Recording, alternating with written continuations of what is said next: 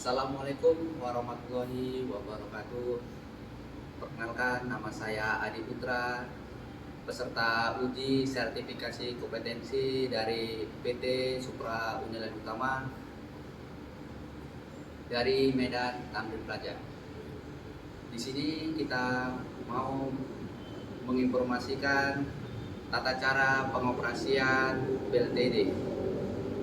Sebelum kita mengoperasikan PLTD, kita memenuhi langkah-langkah. Yang pertama, kita cek air radiator, kita cek level airnya.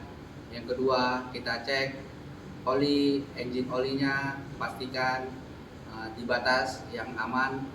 Yang ketiga, kita cek BBM, bahan bakar solarnya. Yang keempat, kita cek baterai, koneksi baterai, tegangan baterai. Untuk itu kita lakukan pengecekan teman-teman sekalian.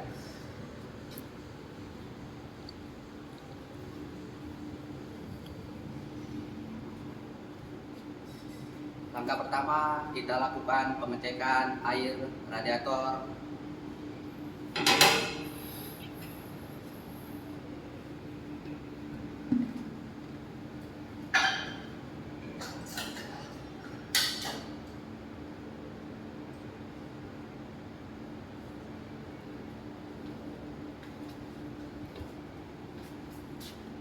Setelah kita pastikan air radiator posisi full, pada saat kita tes air radiator kita sentuh itu langsung kena.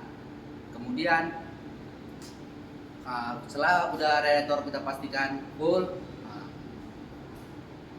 air radiator tuh bekerja untuk mensirkulasikan ke mesin pada suhu 70-80 derajat. Termostat itu akan membuka. Dan kemudian selain termostat radiator, itu ada namanya termostat elektrik yang menginformasikan apabila radiator itu di bawah low, dia akan menimbulkan alarm. Setelah kita pastikan semua air dalam kondisi full dan kondisi aman, yang kedua kita lakukan pengecekan oli. Ayo kita lakukan pengecekan oli. Ini namanya dipstick oli untuk melihat batas level olinya ya teman-teman. Kita pastikan level oli di batas full atau minimal dia di low. Kalau udah di low, kita lakukan penambahan sampai batas full, batas aman dari spesifikasi oli pada engine tersebut.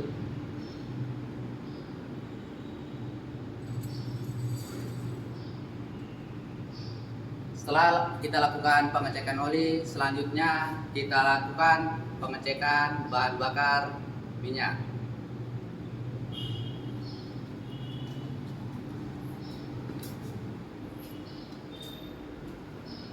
Di sini ada parameter stok minyak. Kita pastikan kondisi minyak dalam kondisi full di dalam meter minyak ya teman-teman. Di sini dalam kondisi full dan genset dalam kondisi bisa beroperasi dengan minyak yang full. Kalau bisa teman-teman minyak itu jangan di bawah setengah, karena bisa berakibat minyak itu masuk angin dan kemudian jam operasional jadi genset itu jadi lebih sedikit. Setelah kita cek tadi kapasitas minyak, kita lakukan pengecekan sekalian. Di sini ada namanya water fill separator, berfungsi sebagai pemisah antara minyak dan air. Di water separator ini di posisi itu di bawah, dan nanti ya minyak itu akan di atas.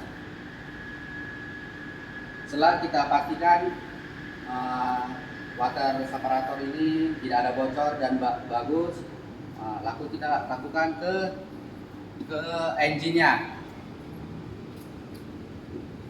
Kita pastikan di fill minyak ini dalam kondisi tidak ada bocor, tidak ada rembes, sampai dia ke sistem engine, ke bos pom dalam kondisi bagus, tidak ada rembes minyak sama sekali ya teman-teman.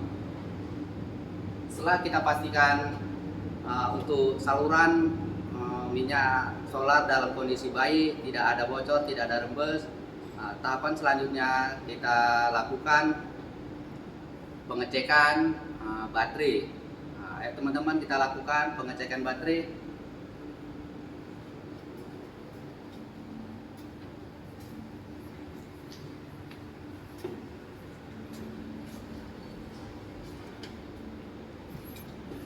Sebelum engine start, kita pastikan konektor pada baterai dalam kondisi kuat, tidak ada longgar.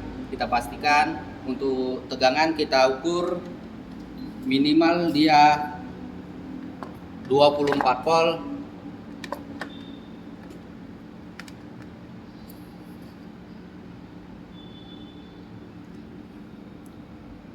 Di sini tegangannya sekitar 27 volt, dipastikan kondisi baterai kondisi baik.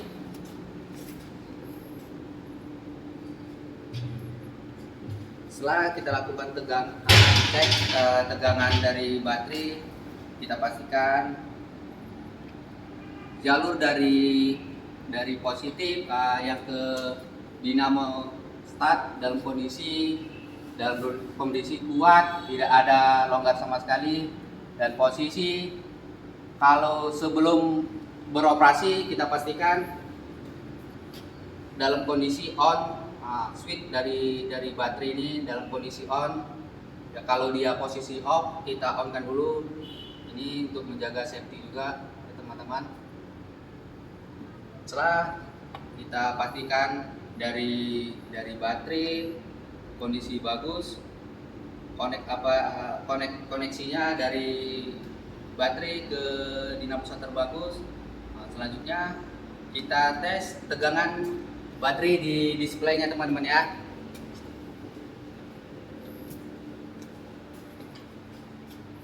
Di sini tegangan baterainya sama ya teman-teman, di posisi 27 volt.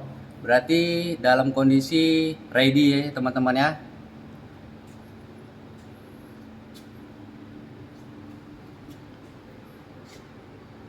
Setelah kita pastikan tadi dari pengecekan air radiator bagus, kita cek lagi oli dalam kondisi bagus, aman, sesuai dengan kapasitas olinya. Yang ketiga, kita cek tadi BBM-nya dalam kondisi full, dalam kondisi siap untuk dioperasikan. Keempat, setelah kita cek tadi kondisi dari baterai, koneksi baterainya, tegangannya, semua dalam kondisi baik. Selanjutnya bisa kita tambahkan lagi untuk pengecekan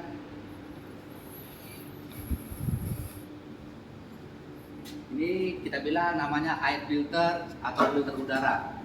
Di sini kita untuk mengecek filter itu bagus atau tidak, kita bisa melihat indikator ini. Apabila dalam kondisi dia sudah hijau, kondisi hijau berarti dia kondisi filter tuh kondisi baik ya teman-teman ya. Selain ini sudah kita pastikan bagus, kita cek juga fan belt pada kipasnya dalam kondisi tidak retak, tidak kendor, dan kondisi baik.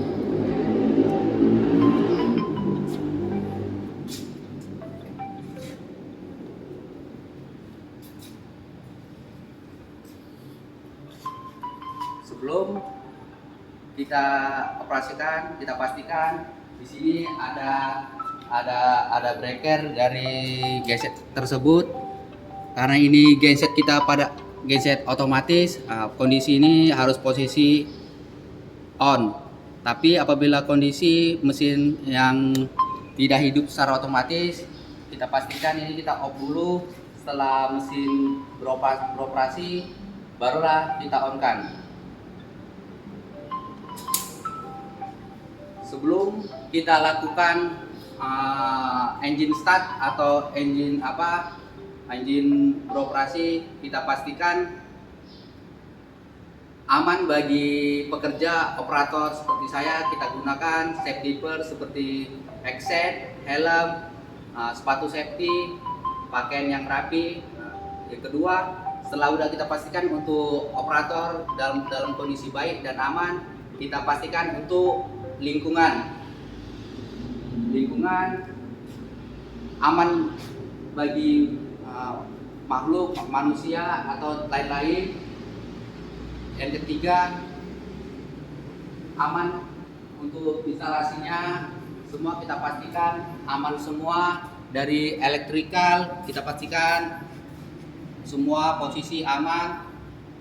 Setelah kita pastikan aman bagi operator, aman juga bagi lingkungan dari tempat kita kerja, kita pastikan aman.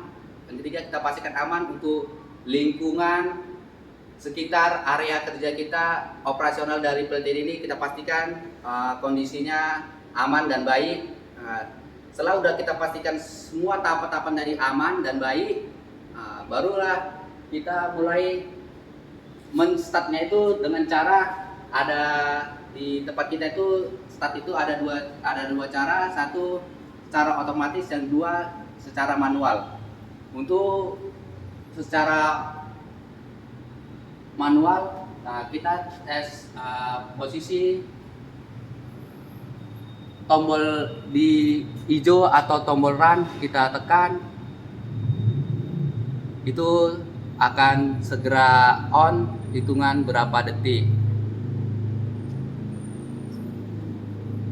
Setelah sudah on, kita pastikan aman semua.